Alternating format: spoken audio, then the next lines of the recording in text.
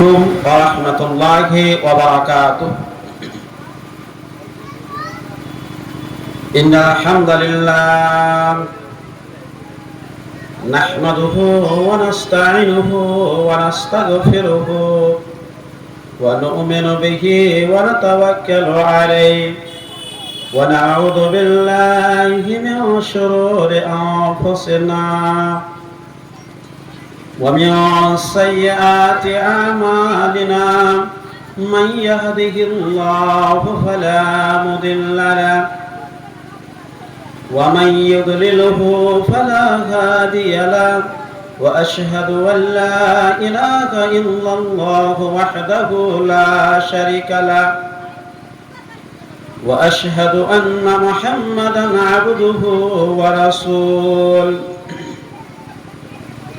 فإن أصدق الحديث كتاب الله وأحسن الهدي هدي محمد مصطفى صلى الله عليه وسلم وشر الأمور محدثاتها وكل محدثة بدعة وكل بدعة ضلالة وكل ضلالة في النار. أما بعد أعوذ بالله من الشيطان الرجيم بسم الله الرحمن الرحيم وأما من خاف مقام ربه ونهى النفس عن الهوى فإن الجنة هي المأوى.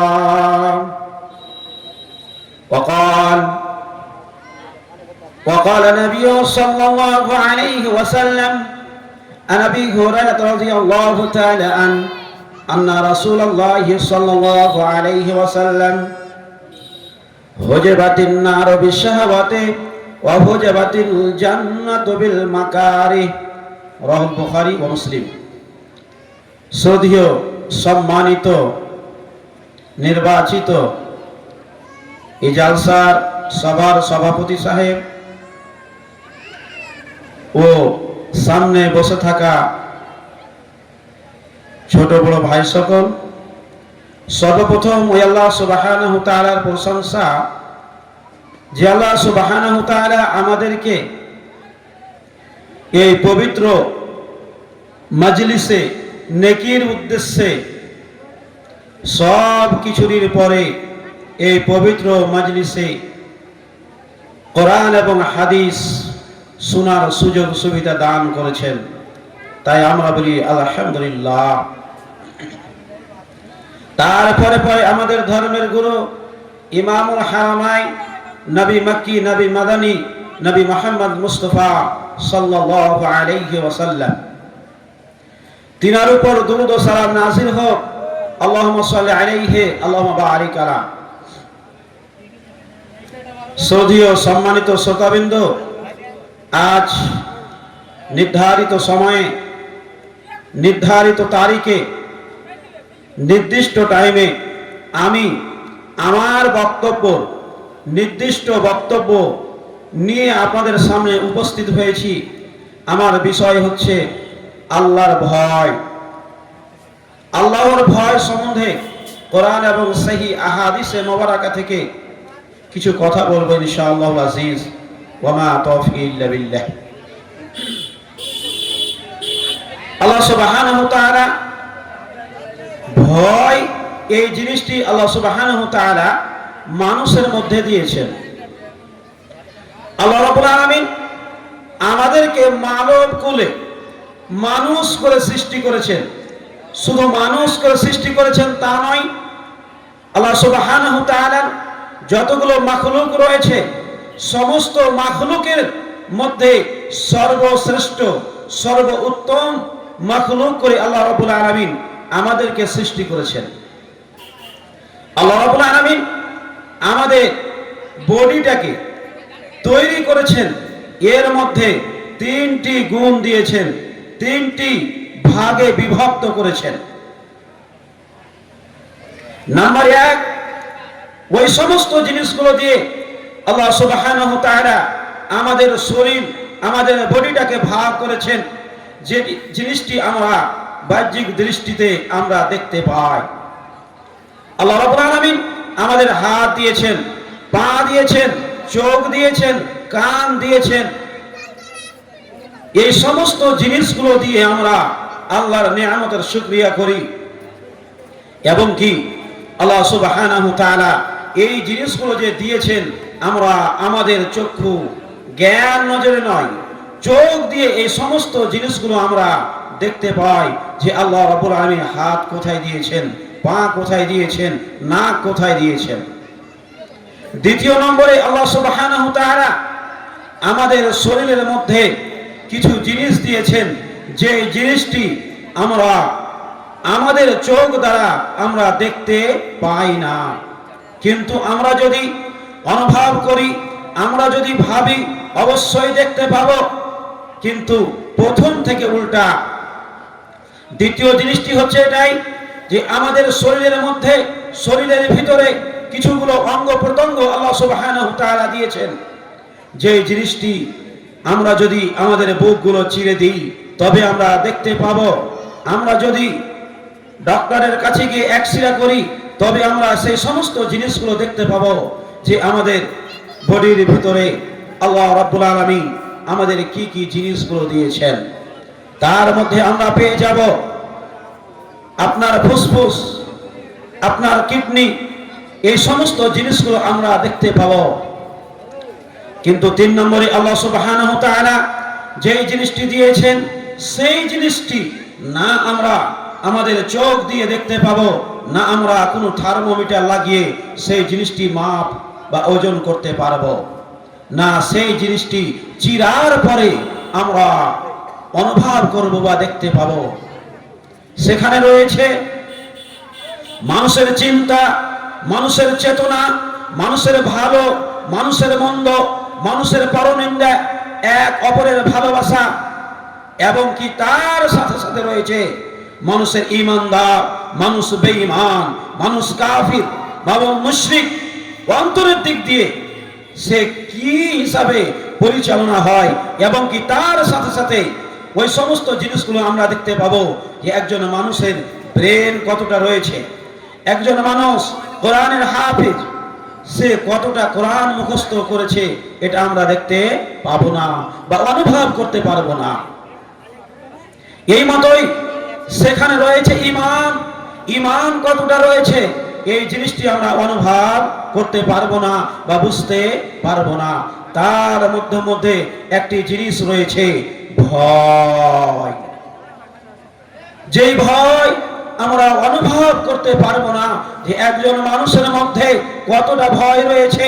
আমরা যদি আমাদের অন্তর, আমরা যদি আমাদের মাথাটা ছিঁড়ে দিই তবে আমরা দেখতে পাবো না, প্রকাশ্য পাবো না, বাহ্যিক দৃষ্টিতে পাবো না, বা কোনো ডক্টরের কাছে গিয়ে, কোনো থার্মোমিটার লাগিয়ে, কোনো মেশিনের সাহায্যে, এক্সরের মাধ্যমে সেই সমস্ত জিনিসগুলো আমরা যাচাই করতে পারবো না যে একজন মানুষের মধ্যে, একজন মানুষের অন্তরের মধ্যে, একজন মানুষের মস্তিষ্কের মধ্যে কতটা ভয় লুকিয়ে রয়েছে।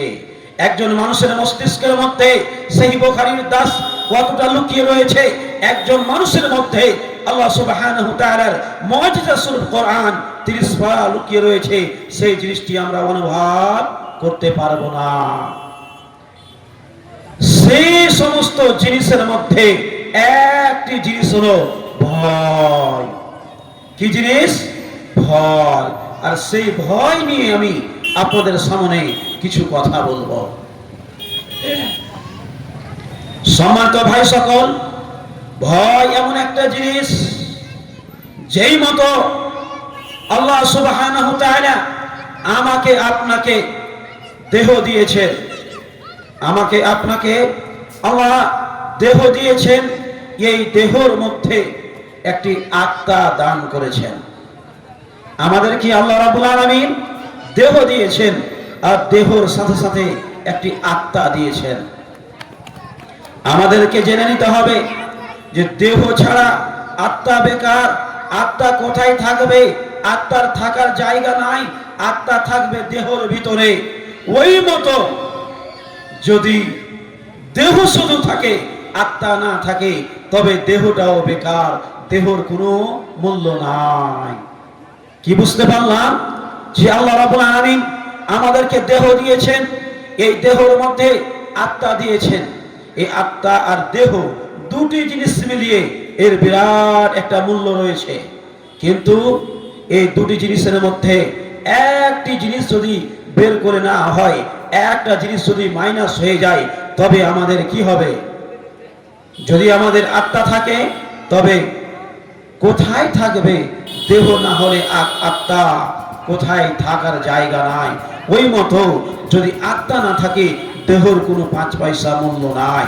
ওই মতো যেই সমস্ত মানুষগুলো ইমানদার, ইমানদারের মধ্যে ভয় লুকিয়ে আছে, আর যার ভয় আছে তারই ঈমান আর রয়েছে।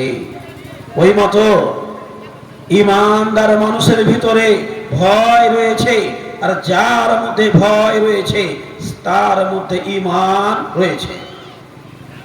ভাই সকল, আমরা বুঝতে পারলাম যে ভয় এটা হচ্ছে আল্লাহ সুবহানাহু ওয়া তাআলার একটি নিয়ামত। যেই নিয়ামতটি যদি আমার কাছ থেকে, আপনার কাছ থেকে আল্লাহ রাব্বুল আলামিন ছিনিয়ে নাই, তবে আমার আপনার কিঞ্চিত মূল্য পৃথিবীর জীবনে হবে না। আজ ভয় কার নাই? ভয় কার নাই গো? আমরা জানি 3 প্রকার ব্যক্তি, 3 প্রকার জীব, 3 প্রকার জন্তুর ভয় নাই। নাম্বার 1, ওই জিনিসের ভয় নাই যারা চতুষ্পদ জন্তু। ধরেন আপনার এই ইটাহারের জাতীয় সড়ক, একটি বল সেখানে দাঁড়িয়ে আছে, একটি বল, এটা গরু দাঁড়িয়ে আছে, আপনার ট্রাক, বাস ইত্যাদি চলাফেরা করছে, তাকে আওয়াজ দিচ্ছে, কিন্তু সেই জানোয়ার সেই রাস্তা সরতে চায় না, রাস্তা ছাড়তে চায় না। আওয়াজ টেনে দিচ্ছে ভাই, আওয়াজ টেনে দিচ্ছে, আওয়াজ বসতে দিচ্ছে। তো সেই জন্তু কি হচ্ছে? সেই জন্তুটি রাস্তা ছেড়ে যাবে না। কেন? আপনি একবার ভেবেছেন? তাকে ট্রাক হোক, বাস হোক, সবাই বাসে দিচ্ছে, আওয়াজ দিচ্ছে, কিন্তু সেই জন্তুটি রাস্তা ছেড়ে যাবে না। তার কারণ, তার যাবে, তার কারণ তার জানে ভয় নাই। তো ভয় কার নাই? জন্তুর ভয় নাই। ভয় কার নাই? জীবের ভয় নাই। নাম্বার 2, আপনি দেখবেন কিছু মানুষ রয়েছে রাস্তার মধ্যে দাঁড়িয়ে রয়েছে, মধ্যস্থলে দাঁড়িয়ে রয়েছে রাস্তা, গাড়ি আসে বাঁশি দিচ্ছে, আওয়াজ দিচ্ছে, সে দূরে সরতে চায় না। তবে আপনাকে ভেবে নিতে হবে, ওই মানুষটি আল্লাহ সুবহানাহু ওয়া তাআলা যে হিতাহিতি জ্ঞান বুদ্ধি আমাকে আপনাকে দিয়েছেন, সেই নিয়ামত থেকে আল্লাহ রাব্বুল আলামিন তাকে মাহরুম করেছেন। তার সেই নিয়ামত তার ভিতরে নাই। তার জন্য সেই ব্যক্তিটি রাস্তার মধ্যস্থলে দাঁড়িয়ে রয়েছে, সে বাঁশি দিলে, আওয়াজ দিলে রাস্তা ছাড়ে না। ভয় কার নাই? দ্বিতীয় নম্বরে যে পাগল, বুঝতে পারলাম যে পাগল, তার ভয় নাই।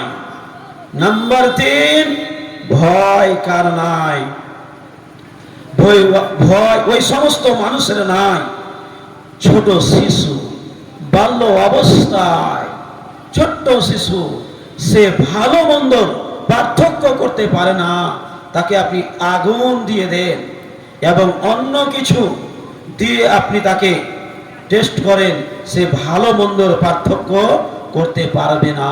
যেই মতো হযরতে মুসা আলাইহিস সালাম ভালো মন্দর পার্থক্য বাল্যকালে করতে পারেনি। আমি আপনাকে বুঝাতে চেয়েছি, ভয় কার নাই? 3 প্রকার জিনিসের, 3 প্রকার ব্যক্তির, 3 প্রকার জিনিসের ভয় নাই। কিন্তু আল্লাহ সুবহানাহু ওয়া তাআলা আমাদের ভয় আছে না নাই গো? আমাদের ভয় আছে না নাই? অবশ্যই আমাকে কি করতে হবে? ভয় করতে হবে। কিন্তু ভয় কার নাই? ভয় নাই আমার আর আপনার ভয় নাই। একজন ছোট্ট শিশু 50 টাকা দান করেছেন। যে উদ্দেশ্যে দান করেছেন আল্লাহ তার উদ্দেশ্য পূরণ করে, আল্লাহুম্মা আমিন। ভয় কার নাই? ভয় আমার নাই, আপনার নাই। কিন্তু ভয় ছিল কার? আল্লাহ সুবহানাহু ওয়া তাআলা পবিত্র আল কোরআনের মধ্যে বলছেন রাসূল সাল্লাল্লাহু আলাইহি ওয়াসাল্লাম ভয় করেছেন এবং উম্মতে সাহাবায়ে কেরাম ভয় করেছেন, মানহাজে সালাফে সালেহিন ভয় করেছেন। আল্লাহ সুবহানাহু ওয়া তাআলা পবিত্র আল কোরআনের মধ্যে বলছেন ওয়া আম্মা মান খাফা মাকাম রাব্বিহি ওয়া নাহান নাফসা আনিল হাওয়া ফাইনাল জান্নাতা হিয়াল মাওয়া। ভয় কার নাই? যদি আমার পার্থিব জীবনে, যদি আমার দৈনন্দিন জীবনে ভয় না থাকে, তবে আমার আপনার এই পার্থিব জীবনে, এই বর্তমান সিচুয়েশনে আমার আপনার মূল্য নাই। ভয় কার হয় না? ওই সমস্ত ব্যক্তির ভয় হয় না যারা নিজেকে মানুষ আকারে দেখতে চায়। কি মতো? মানুষের যে জ্ঞান আল্লাহ সুবহানাহু ওয়া তাআলা দিয়েছেন তার বাইরে দেখে সে কি করে? সে ভয় করে না।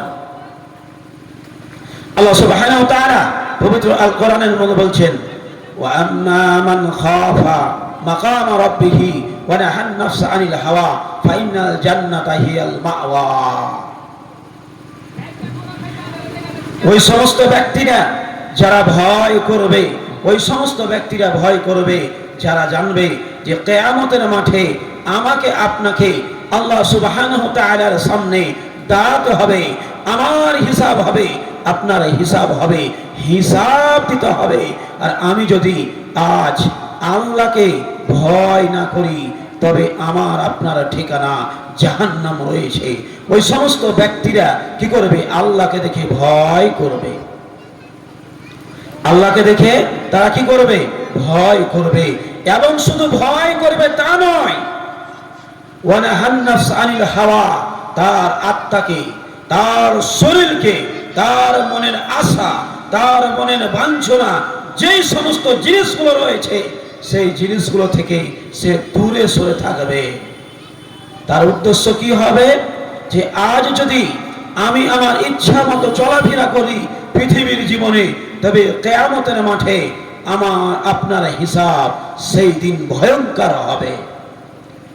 এই কথা বলে যদি সে স্মরণ করে, সে নিজেকে বাঁচিয়ে রাখে, গুনার কাজ থেকে সে নিজেকে বাঁচিয়ে রাখলো, ভালোর দিকে অগ্রসর করলো, আল্লাহ সুবহানাহু ওয়া তাআলা তাদের জন্য বলছেন যে ওয়া আম্মা মান খাফা মাকাম রাব্বিহি ওয়া নাহান নাফসা আনিল হাওয়া ফাইনাল জান্নাতা হিয়াল মাওয়া। সূরা নাজিয়া। ওই সমস্ত মানুষগুলোকে আল্লাহ সুবহানাহু ওয়া তাআলা, ওই সমস্ত ব্যক্তিগুলোর ঠিকানা আল্লাহ রাব্বুল আলামিন জান্নাতে করবেন এবং তাদের ঠিকানা জান্নাতে হবে। ভাইমা, আমরা বুঝতে পারলাম যে আল্লাহ সুবহানাহু ওয়া তাআলা যে ভয় আমাদের যে নিয়ামতটি দিয়েছেন, এই নিয়ামত যদি আমার কাছ থেকে আপনার কাছ থেকে ছিনিয়ে নেন বা আমি ওই নিয়ামতের যদি অপব্যবহার করি, কিয়ামতের মাঠে আমার আপনার থাকার জায়গা কি হবে? জাহান্নাম হবে। এই জন্য যেই মানুষের ভয় নাই, যেই মানুষের ভয় নাই তার ঈমান নাই। যার ঈমান রয়েছে তার ভয় রয়েছে। যেমন আপনাকে বললাম, আত্মা আর শরীর এক অপরে লাজিম মালজুম, এক অপরে সঙ্গে জড়িত, ওই মতো ভয় আর ঈমান এক অপরের সঙ্গে জড়িত। ভয় না থাকলে ঈমান থাকবে না, আর ঈমান না থাকলে ভয় পাওয়া যাবে না। জি, ইমাম বুখারী রাহমাতুল্লাহ আলাইহি একটি বাব বেঁধেছেন। সেই বাবের মধ্যে তিনি উল্লেখ করেছেন যে মানুষের ঈমান কমে এবং বাড়ে। মানুষ সেই মতো আল্লাহকে দেখে ভয় করে, সেই মতো তার ঈমান বেড়ে যায়। আর যদি আল্লাহকে দেখে ভয় না করে, তার ঈমান কমে যায়। তো আজ আমরা আল্লাহকে দেখে ভয় করেছি। যদি আমরা আসলেই আল্লাহকে দেখে ভয় করে থাকতাম, তবে আজ আমরা এই নেকির মজলিসে, এই জালসার মজলিসে আমরা বসতাম, এদিক ওদিক আমরা ছুটাছুটি করতাম না।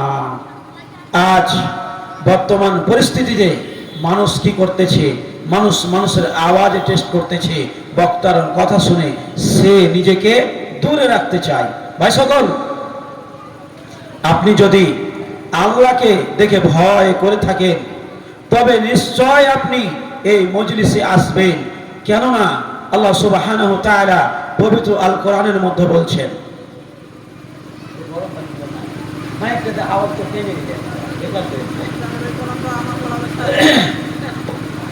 মাইকম্যান ভাই একবারে আওয়াজটাকে টেনে নিচ্ছে, আওয়াজটাকে মাইকে বসিয়ে দিচ্ছে, কথা বলতে পারছি না। আওয়াজ ভালো ছিল কিছুটা, একবারে বসে গেল, মনে হচ্ছে গলাটাই বসে গেল। ভাইমান, বলতে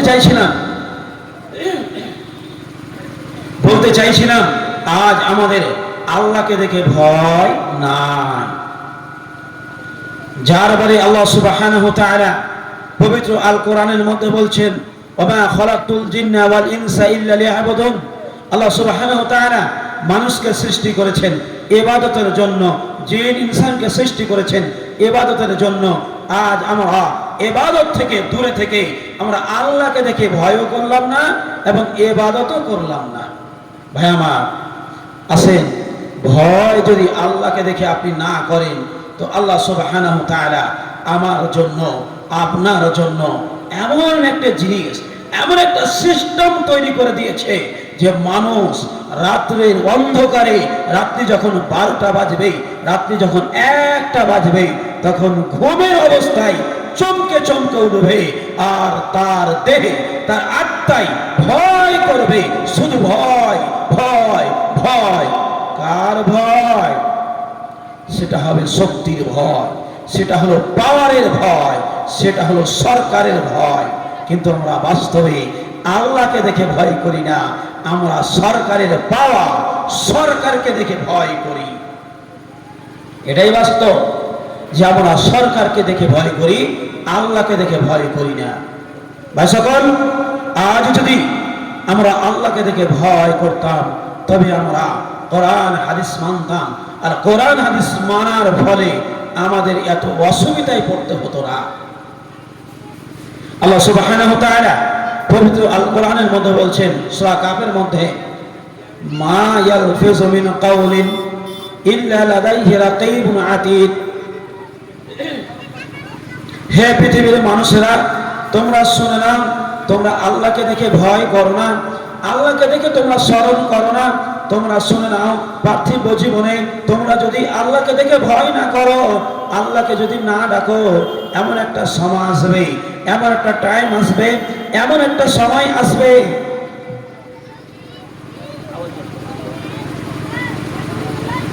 এমন একটা সময় আসবে, যে সময়তে আল্লাহ সুবহানাহু ওয়া তাআলা কিয়ামতের মাঠে আমাদেরকে, আপনাদেরকে কি করবে? দাঁড় করবে। আর কিয়ামতের মাঠে দাঁড় হওয়ার পরে আল্লাহ সুবহানাহু ওয়া তাআলা আমাদের এই 60-70 বছরের জিন্দেগির সব কিছু আমাদের সামনে দাঁড় করে দেবে। আল্লাহ রাব্বুল আলামিন বলছেন, মা ইয়ালফিযু মিন কাওলিন ইল্লা লাদাইহি রাকীবুন আতীদ। সব কিছু, আজ আমি বক্তব্য দিচ্ছি, সামনে ক্যামেরা হচ্ছে, এই ক্যামেরা ইউটিউবে যাবে, ফেসবুকে যাবে, কিছুদিন লিমিট থাকবে, অনেক দিন ধরে এই বক্তব্য পাওয়া যাবে সোশ্যাল মিডিয়ার মাধ্যমে। ভাই আমার, এই বুদ্ধি, এই জ্ঞান কে দিয়েছে? আল্লাহ সুবহানাহু ওয়া তাআলা দিয়েছে।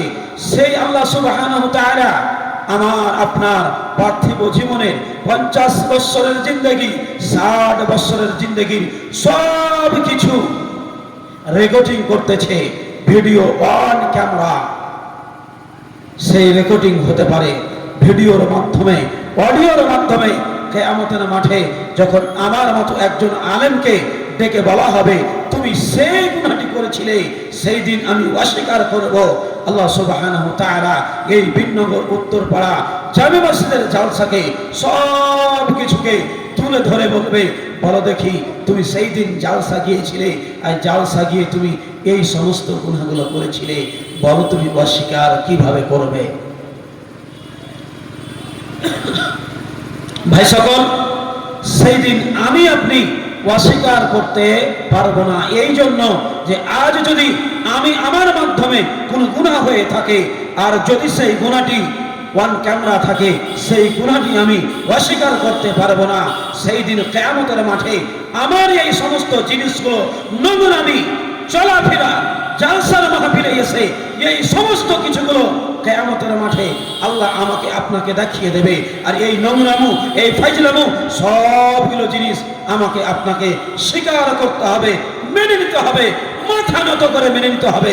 আর সেই দিন আমি আপনি শুধু আফসোস আফসোস আফসোস করব, কাশকে আমি এগুলো না করতাম, হায় আমি এগুলো না করতাম। আমি যদি বুঝে থাকতাম, আমি যদি ভেবে থাকতাম, তবে আমি কোরআন হাদিস যদি মেনে থাকতাম, তবে আমি আজকে জান্নাতে যেতাম। ভাই সকল, বলার উদ্দেশ্য মানুষকে দেখে ভয় করে হবে না, এস আয়াত নিয়ে ভয় করে হবে না, সরকারকে দেখে ভয় করে হবে না। ভয় যদি করতে হয় আল্লাহর করতে হবে, যার বারে আল্লাহ সুবহানাহু ওয়া তাআলার নবী মুহাম্মদ মুস্তাফা সাল্লাল্লাহু আলাইহি ওয়াসাল্লাম বলে গেছেন। ভয় কাকে করতে হবে? আল্লাহকে দেখে ভয় করতে হবে। কেন? এই জন্য যে আল্লাহ সুবহানাহু ওয়া তাআলার নবী মুহাম্মদ মুস্তাফা সাল্লাল্লাহু আলাইহি ওয়াসাল্লাম এবং কি আল্লাহ সুবহানাহু ওয়া তাআলা বলেছেন যে যে ঈমানদার হবে, যে মুমিন হবে, তার ভিতরে ভয় থাকবে। যে মতো আল্লাহ সুবহানাহু ওয়া তাআলা সূরা আনফাল 3 নম্বর আয়াতে বলছেন, ইন্নামাল মুমিনুনা আল্লাযীনা ইযা যুকিরাল্লাহ ওয়াজিলাত কুলুবুহুম ওয়া ইযা তুলিয়াত আলাইহিম আয়াতুহু যাদাতুহুম ঈমানা। আল্লাহ রাব্বুল আলামিন বলছেন মুমিন কে হবে? মুমিন ওই ব্যক্তি হবে, মুমিন ও হবে যার গুণগুণ আল্লাহ সুবহানাহু ওয়া তাআলা সূরা আনফাল আয়াত নম্বর 2-3 এর মধ্যে উল্লেখ করে 5টি জিনিসের ঘোষণা করেছেন যে মুমিন কে হবে। ওই ব্যক্তি মুমিন হবে যে কোরআনের আয়াত শুনবে, কোরআনের আয়াত শোনার সাথে সাথে আল্লাহর ভয়ে কম্পিত হবে, আল্লাহর ভয়ে জর্জরিত হবে, তার অন্তর কেঁপে যাবে। ওয়াজিলাত কুলুবুহুম, যখন সে কোরআন শুনবে তার অন্তর কেঁপে যাবে, তার চোখ দিয়ে অশ্রু বইবে। এ হলো মুমিন, এ হলো ঈমানদার, এ হলো কে? ঈমানদার। ভাই ধোঁয়া আসছে গো, ধোঁয়া।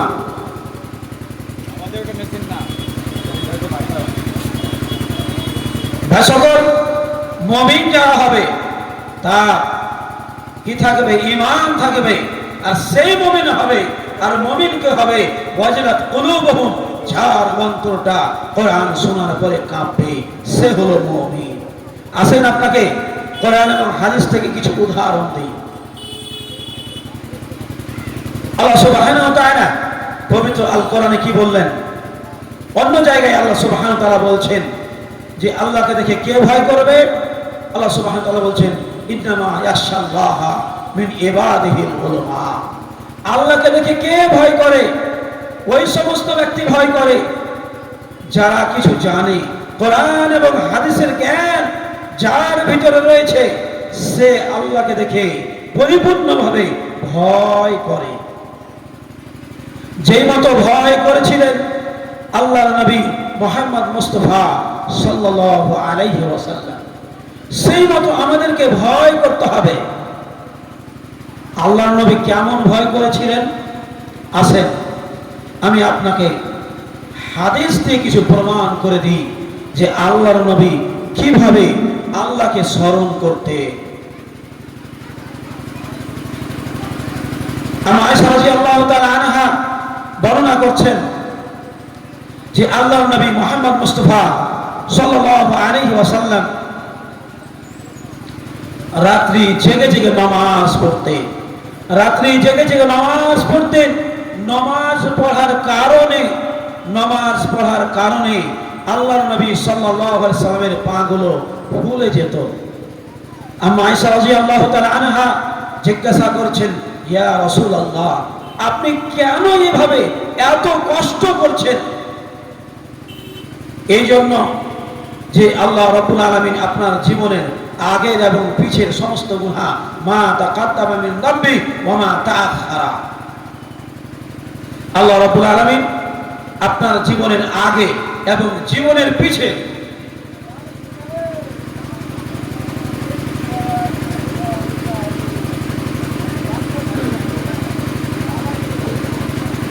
জীবনের আগে এবং জীবনের পিছের যে সমস্ত গুনাহগুলো আল্লাহ মোচন করে দিয়েছে।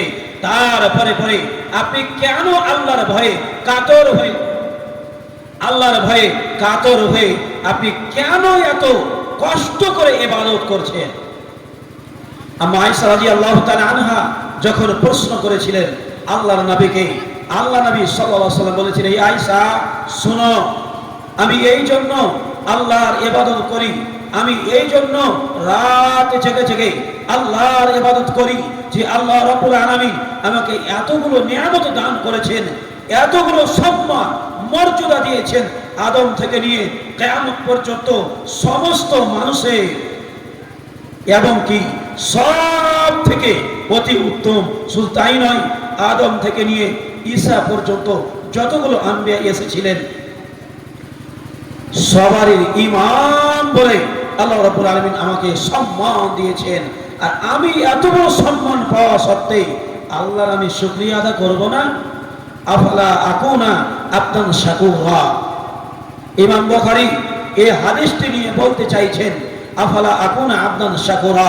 তিনি বলছেন যে আজ পার্থিব জীবনে, ইমাম বুখারী বলছেন আজ পার্থিব জীবনে মানুষকে আল্লাহ রাব্বুল আলামিন যাকে যেই মতো নিয়ামত দেবেন, যাকে যেই মতো সম্মান দেবেন, যাকে যেই মতো মর্যাদা দেবেন, আল্লাহ রাব্বুল আলামিন তাকে সেই মতো ইবাদত করতে হবে, এ কথা ইমাম বুখারী স্পষ্ট করেছেন।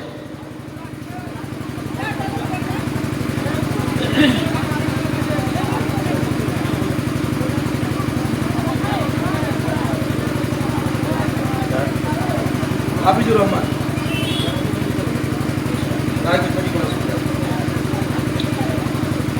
Doctor Hafizur Rahman, Raiganj medical hospital, তিনি মসজিদের উন্নতির জন্য 2000 টাকা দান করেছেন। মাশাআল্লাহ, আলহামদুলিল্লাহ, বারাকাল্লাহ ফি হায়াতিকা ওয়া আমালিকা ওয়া মালিকা, বারাকাল্লাহু লাকা, আমিন, আল্লাহুম্মা আমিন, আল্লাহুম্মা সাল্লি আলা বারিক আলা। আল্লাহ সুবহানাহু ওয়া তাআলা যেন তার উদ্দেশ্য পূরণ করে এবং আল্লাহ যেন তাকে সঠিক চিকিৎসা করার তৌফিক দান করে। আল্লাহুম্মা আমিন, আল্লাহুম্মা আমিন। ভাইয়া, ডাক্তাররা যদি তাদের উদ্দেশ্য ঠিক থাকে তবে ইনশাআল্লাহ নেকি পাবে। বলতে চাইছি না, আবু আয়েশা রাদিয়াল্লাহু তাআলা আনহা বর্ণনা করছেন আল্লাহর নবী বললেন কি যে আমাকে আল্লাহ রাব্বুল আলামিন এতগুলো মর্যাদা দিয়েছেন, আমি কি আল্লাহর নৈকট্য লাভের জন্য শুকরিয়া স্বরূপ ইবাদত করব না?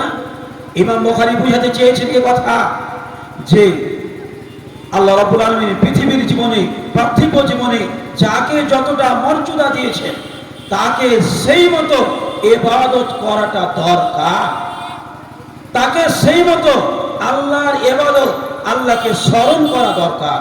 আজ আমরা পেরেছি? আমাদেরকে আল্লাহ রাব্বুল আলামিন যাকে যে মতো অর্থ দিয়েছে, যাকে যে মতো ধন সম্পদ দিয়েছে, যাকে যে মতো ছেলে মেয়ে দিয়েছে, যাকে যে মতো চাকরি দিয়েছে, যাকে যে মতো সুশিক্ষিত করেছে, সেই মতো সে আল্লাহর প্রশংসা করবে, এ কথা এই হাদিস দ্বারা বোঝা যায়। আমরা কি বুঝতে পারলাম? যে আমাদের যতগুলো মর্যাদা হবে সেই মতো আমাদেরকে আল্লাহকে স্মরণ করতে হবে। আমরা যদি আল্লাহর শুকরিয়া করি তবে আল্লাহ রাব্বুল আলামিন হালবিন মাসিদ ওই জিনিসটি বৃদ্ধি করবেন, বাড়িয়ে দেবেন।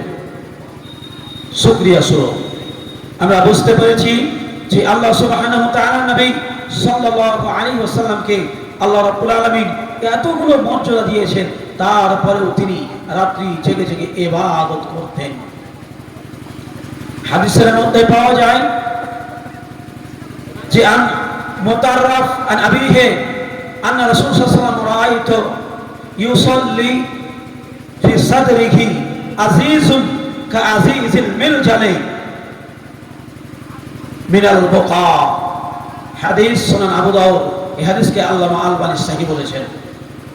হাদিসের মধ্যে মুতাররিফ তিনি বলতে চাইছেন যে আল্লাহর নবী সাল্লাল্লাহু আলাইহি ওয়াসাল্লাম নামাজ পড়তেন, নামাজ পড়তে পড়তে যে সময় ভয়ের আয়াতগুলো আসতো, জান্নাতের জাহান্নামের কথাগুলো, কবরের কথাগুলো আসতো, সে সময় আল্লাহর নবী সাল্লাল্লাহু আলাইহি ওয়াসাল্লাম আয়াতগুলোকে বারবার দোহরাতেন এবং চোখ দিয়ে এতটাই অশ্রু বেয়ে যেত, এতটাই কান্না করত যে কান্নার আওয়াজ পিছন পর্যন্ত শোনা যেত এবং কি ওই মতো শোনা যেত।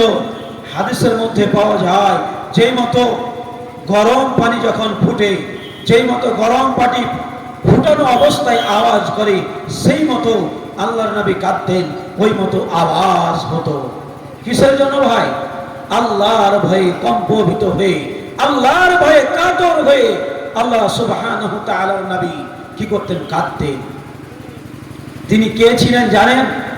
যিনার ব্যাপারে আল্লাহ সুবহানাহু ওয়া তাআলা নবী সাল্লাল্লাহু আলাইহি ওয়াসাল্লাম হাদিসের মধ্যে স্পষ্ট করে দিয়েছেন, মা তাকাদ্দামা মিন দামবি ওয়া মা তাআখারা। তিনার আগের গুনাহ এবং পিছের গুনাহ, সমস্ত গুনাহ মোচন করে দেওয়ার পরে আল্লাহ রাব্বুল আলামিনের নবী সাল্লাল্লাহু আলাইহি ওয়াসাল্লাম এত ভয়ে কাতর হয়ে আল্লাহর ভয়ে কাঁদে কেঁদে কেঁদে কেঁদে যেন চোখগুলো ফুলিয়ে দিতেন, পাগুলো যেন ইবাদত করে করে ফুলে যেত। বলেন তো দেখি আমাদেরকে ইবাদত কিভাবে করতে হবে? কিন্তু এ কথা বাস্তব। আপনাকে আমি এ কথা বোঝাতে চাই না যে আল্লাহর নবীর চাইতে আমাকে আপনাকে ইবাদত বেশি করতে হবে, জি না, কখনোই না। কিন্তু ইবাদত আমাদের করতে হবে আল্লাহর ভয়ে কাতর হতে হবে, আল্লাহর ভয়ে কম্পিত হতে হবে, তবে আমাদের ঈমান বৃদ্ধি পাবে। যার বারে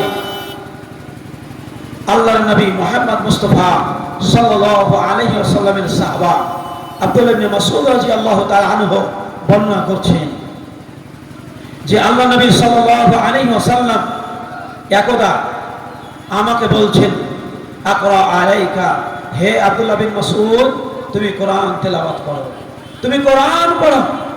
আমি বললাম, ইয়া রাসূলুল্লাহ ওয়া আলাইকা উনসিলা, এ আল্লাহর রাসূল, আমি তো আশ্চর্য, আমি হতভম্ব হয়ে গেলাম, কি খবর? আমি কোরআন আপনাকে শোনাবো, এটা কেমন কথা?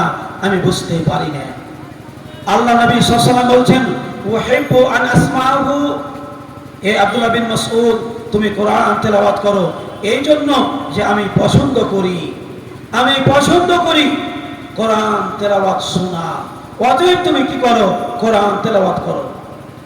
আব্দুল্লাহ বিন মাসউদ বলছেন, আমি কোরআন তেলাওয়াত করতাম, কোরআন তেলাওয়াত করতে করতে হাত্তা সূরাতান নিসা, আমি সূরা নিসা আয়াতে পৌঁছে গিয়েছি।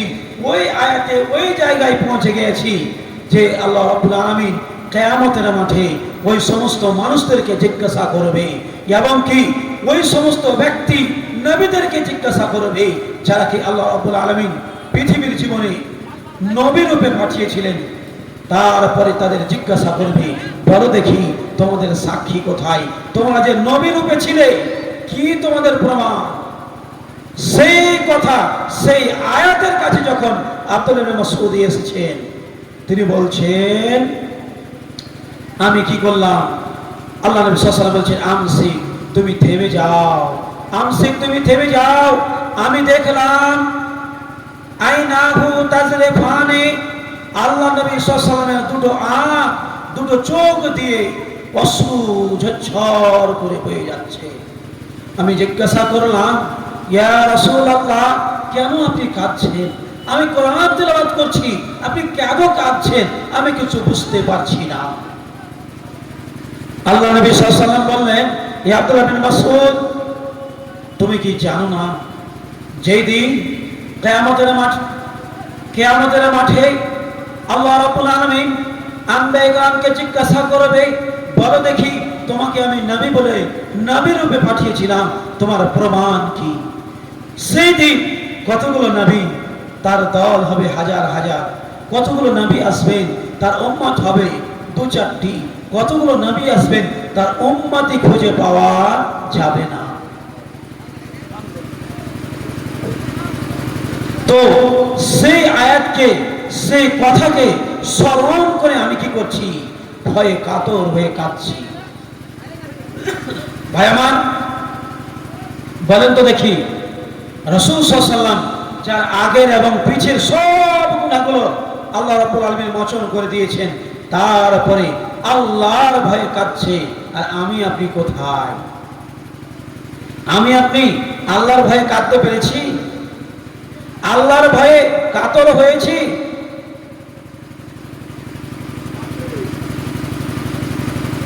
যদি আমরা আল্লাহর ভয়ে কাতর হই, আল্লাহর ভয়ে কম্পিত হই, তবে ইনশাআল্লাহ এই ভয় একদিন আপনাকে আমাকে জান্নাত নিয়ে যাবে।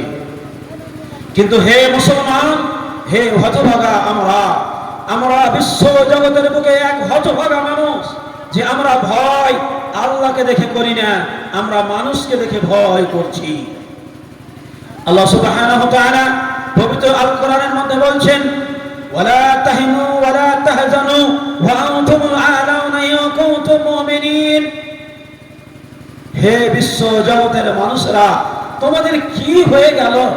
বলো দেখি, তোমরা কেন ভয়ে কাতর হয়েছো? আল্লাহ রাব্বুল আলামিন বলছেন, ওয়ালা তাহিনু ওয়ালা তাহজানু। হে দুনিয়ার মুসলিমরা, তোমরা শুনে নাও, তোমরা ভয় করো না, তোমরা চিন্তায় চিন্তিত হও না। ওয়া আনতুমুল আ'লাউনা ইন কুনতুম মুমিনিন। তোমরাই উঁচু থাকবে, তোমরাই কি করবে? একদিন ভারতের বুকে কালেমা তাইয়্যিবার পতাকা উড়াবে, তোমরাই একদিন রাজত্ব করবে, তোমরাই একদিন বাদশাহী করবে, তোমরাই জীবনের বুকে একদিন সিংহাসনে বসবে। যেই মতো সুলাইমান আলাইহিস সালাম বসেছিলেন, যেই মতো অন্যান্য শাসকেরা তারা কি করেছিল?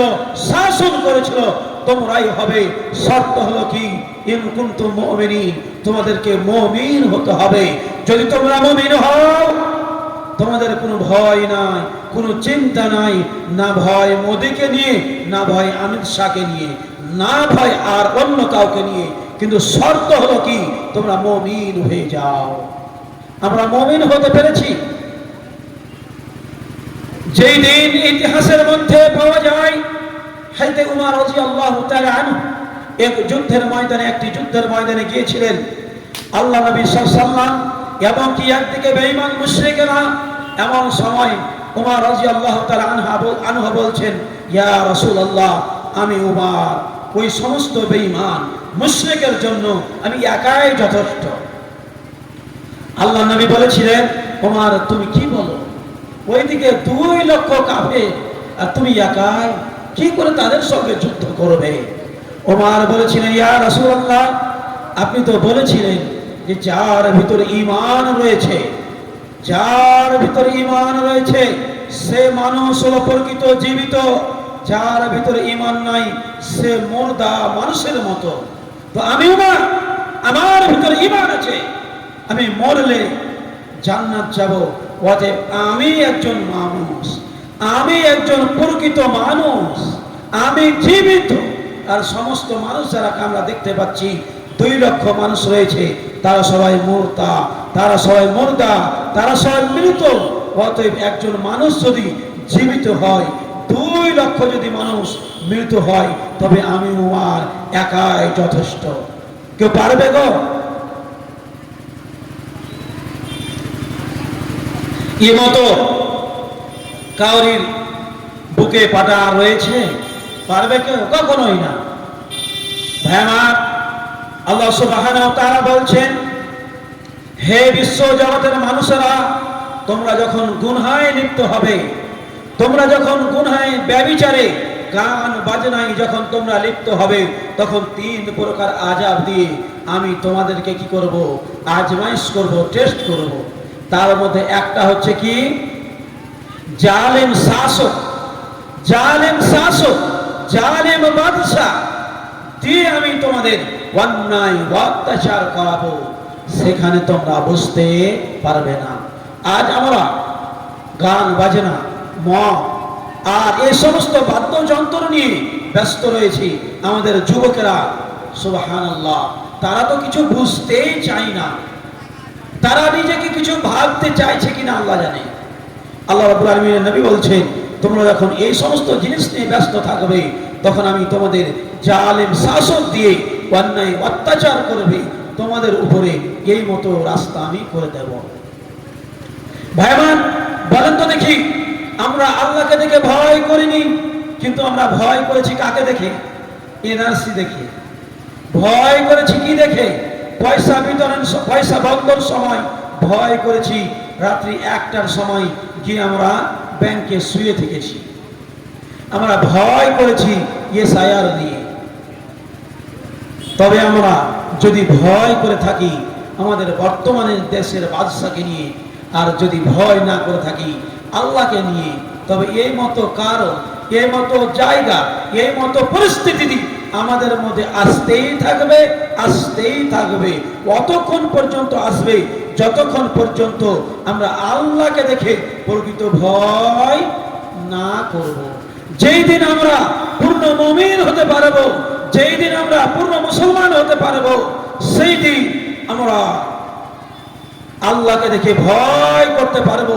সেই দিন এই বেঈমান মুশরিক অন্যায় অত্যাচার থেকে আমরা কি থাকবো? দূরে থাকবো। তারা আমাদের উপরে অন্যায় অত্যাচার করতে পারবে না।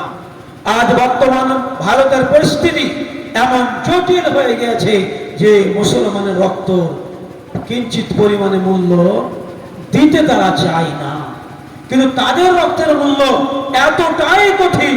আপনি বাংলাদেশের ঘটনা কিছুদিন আগে যদি নিয়ে আসেন, অবশ্যই আপনি বুঝতে পারবেন যে একজন তাদের মধ্যে মারা গেলে কতটা তারা মিডিয়া দ্বারা বিষাক্ত করে দেয়।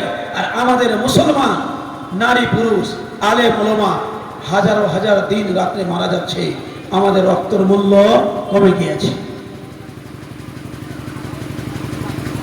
ওই মতো যে মতো আল্লাহ নবী সাল্লাল্লাহু আলাইহি সাল্লাম বলেছিলেন, এমন একটা জমানা আসবে যে মানুষ কাফেররা তাদেরকে কি করবে?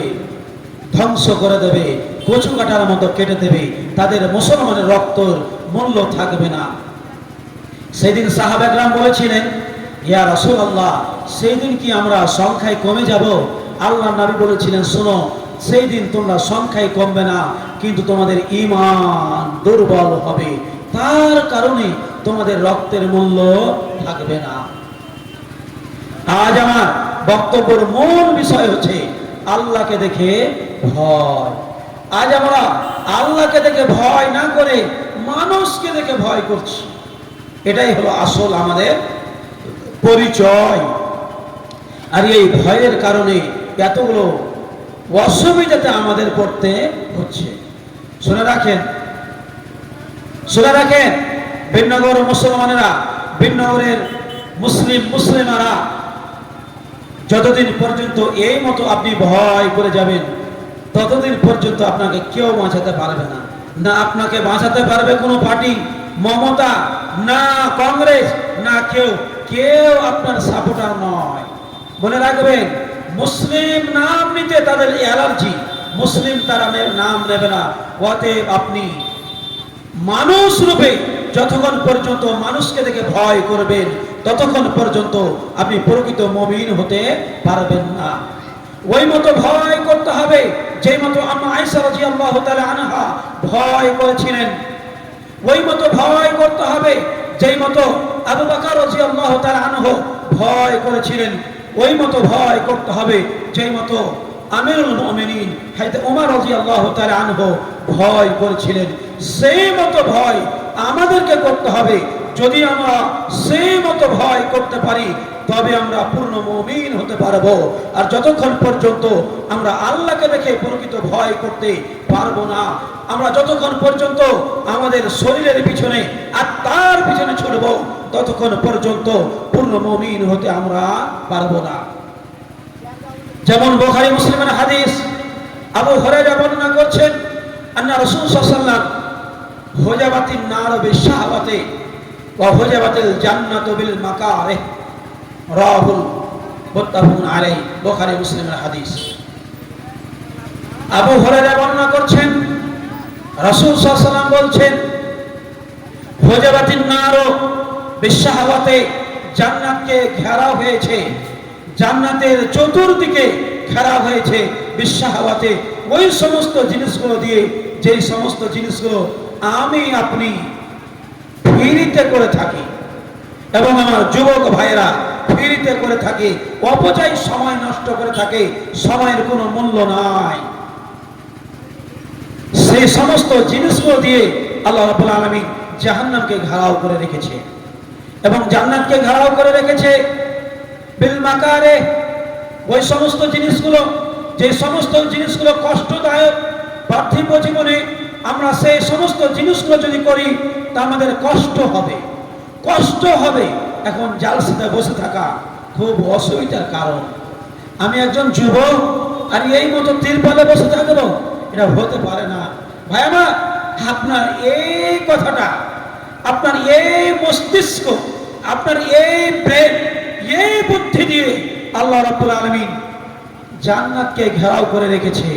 যতক্ষণ পর্যন্ত আপনি আত্মার পূজা করবেন, যতক্ষণ পর্যন্ত আপনি নফসের পূজা করবেন, ততক্ষণ পর্যন্ত সিরাতে মুস্তাকিমের পথ অবলম্বন করতে পারবেন না। তাই আমাদের প্রয়োজন রয়েছে আল্লাহকে ভয় করা এবং পার্থিব জীবনে কোনো ব্যক্তিকে ভয় না করে আমরা ভয় করব কাকে? এক আল্লাহকে দেখে ভয় করব। যদি আমরা এক আল্লাহকে দেখে ভয় করি তবে আমার ইহকাল এবং পরকাল সাকসেসফুল হবে, যার কথা আল্লাহ সুবহানাহু ওয়া তাআলা পবিত্র আল কোরআনে এবং সহিহ আহাদিসের মধ্যে পাওয়া যায়। যে মতো আবু বকর রাদিয়াল্লাহু তাআলা আনহু ভয় করেছেন, ইবনে দোকান্না তিনি বর্ণনা করছেন যে আবু বকর রাদিয়াল্লাহু তাআলা আনহু একদা মক্কা থেকে মদিনার দিকে নয়, হাবশার দিকে চলে যাচ্ছেন হিজরত করে। রাস্তায় দেখা তিনাকে জিজ্ঞাসা করা হলো, কেন আপনি চলে যাচ্ছেন? তিনি বললেন, আমি অন্যায় অত্যাচার সহ্য না করে আমি চলে যাচ্ছি। ইবনে দোকান্না তাকে ঘুরিয়ে নিয়ে এসে মক্কায় আশ্রয় দিলেন এবং তাকে কি করলেন? মক্কায় থাকার সব কিছু ব্যবস্থা করে দিলেন এবং তাকে পারমিশন দেওয়া হলো, তুমি বাড়িতে নামাজ পড়বে। তিনি অত্যন্ত দয়ালু মানুষ। তিনি যখন কোরআন তেলাওয়াত করতেন, বাড়িতে করতেন, বাড়ির সামনে করতেন, তো চোখ দিয়ে অশ্রু বয়ে যেত। আর কাফেরের এটাই হলো ভয়, এটাই হলো তাদের ক্যান্সার, যে কোরআনের আওয়াজ শুনবে আর আমাদের মানুষেরা, আমাদের মুশরিকরা, আমাদের ভাইরা, তাদের কি করবে? তার যদি জাদু লেগে যায়। ভাইমা, বলার উদ্দেশ্য কোরআন পড়তেন আর আল্লাহর ভয়ে কাতর হয়ে যেতেন।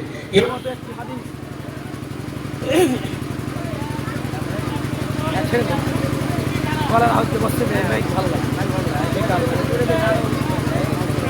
গলার আওয়াজে তাই না বসতে।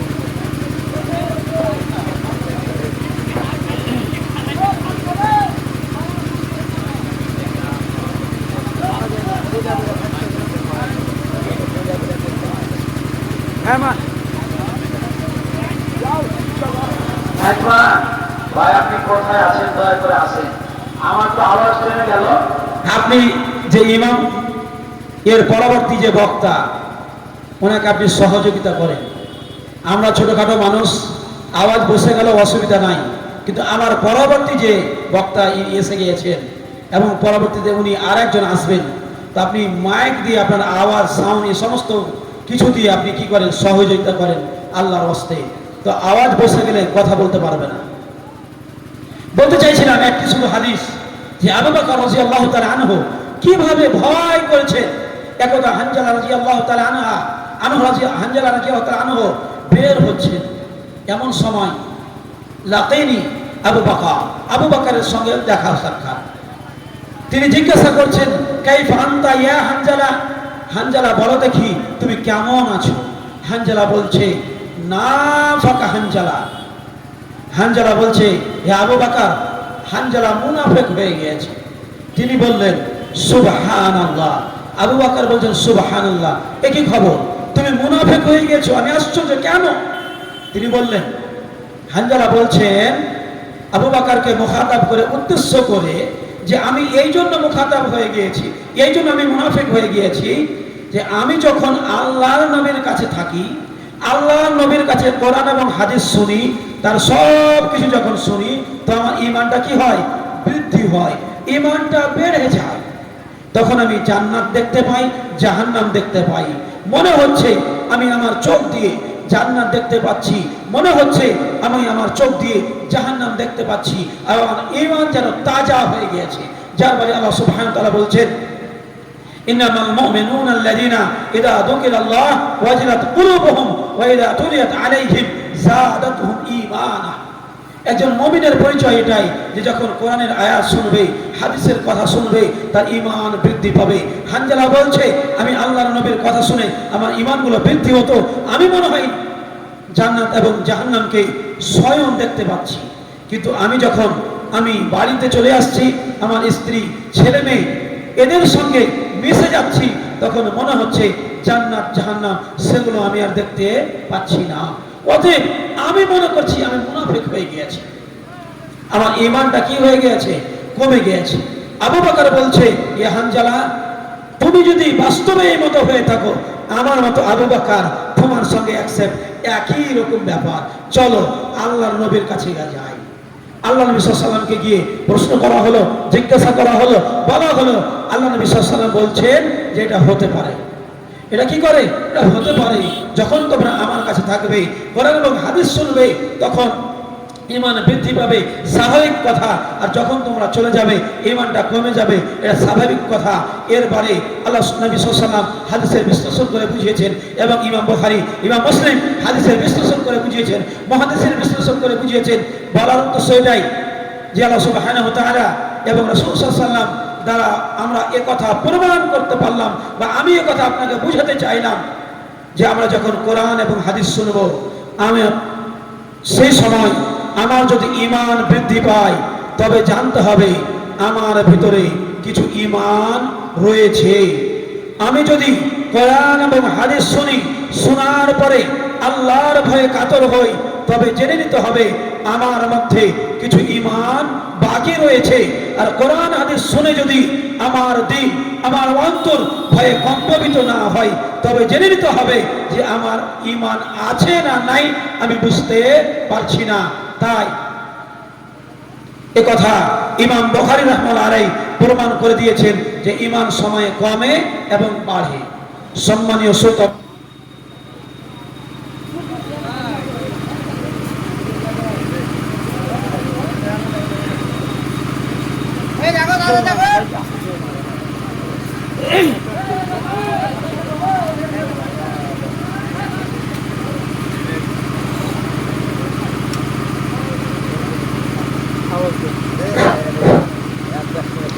সম্মানীয় শ্রোতা মণ্ডলী, আমার আজকের বক্তব্যের মূল উদ্দেশ্য ছিল আল্লাহর ভয়। কোনো ব্যক্তি, কোনো মানুষকে দেখে ভয় না করে আল্লাহকে খুশি করার জন্য ইবাদত করা, এবং আল্লাহ এবং দিন ও রাত, দিনে হোক বা রাতে হোক, একাই হোক বা মানুষের সামনে হোক, আল্লাহর ভয়ে ভীতু হওয়া, আল্লাহর ভয়ে কাতর হওয়া, এটাই একজন মুসলমানের কাজ, একজন মুমিনের কাজ। আমি আপনি মুসলিম, আমি আপনি মুমিন, আমাদের এটাই হলো করণীয়, এটাই হলো মূল। আপনার কাছে আমার আবেদন যে আল্লাহকে দেখে ভয় করেন, মানুষকে দেখে ভয় করে মানুষের আশ্রয় নিয়ে লাভ হবে না। এখান থেকে আমার বক্তব্য শেষ করছি। আসসালামু আলাইকুম ওয়া রাহমাতুল্লাহি ওয়া বারাকাতুহু।